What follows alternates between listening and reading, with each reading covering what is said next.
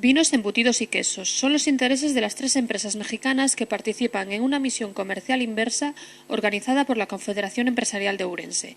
En la misión participan la Casa del Vino, que pretende incorporar nuevos caldos gallegos a su oferta comercial, Saint Vincent Wines, firma especializada en el canal Horeca y venta a clientes particulares a través de su propio Club del Vino, y la Catalana, interesada en vinos blancos y tintos y también en embutidos y quesos de la eurorregión Galicia Norte de Portugal.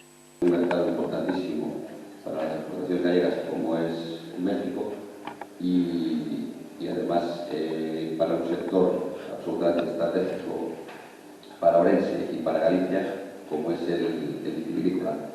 Como estaba hablando hace un momento con nuestros colegas mexicanos, desde hace muchos años los vinos gallegos están presentes en México.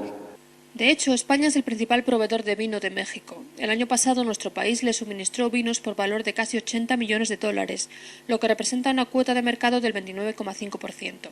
Pero aún hay hueco para nuevas bodegas y nuevos vinos, como los tintos que se elaboran en Ourense. A lo largo de esta semana, los importadores mantendrán reuniones con diferentes bodegueros de las 4 denominaciones de origen ourensanas y visitarán diferentes bodegas y viñedos. Los empresarios mexicanos también viajarán a Oporto, donde continuarán los encuentros con empresas portuguesas.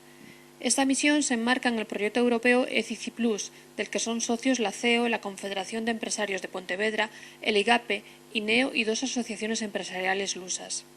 No será esta la única acción de internacionalización de la Confederación Empresarial de Ourense en este mes de septiembre, ya que la próxima semana está prevista una misión comercial de importadores de Dinamarca y Suecia centrada en el sector agroalimentario.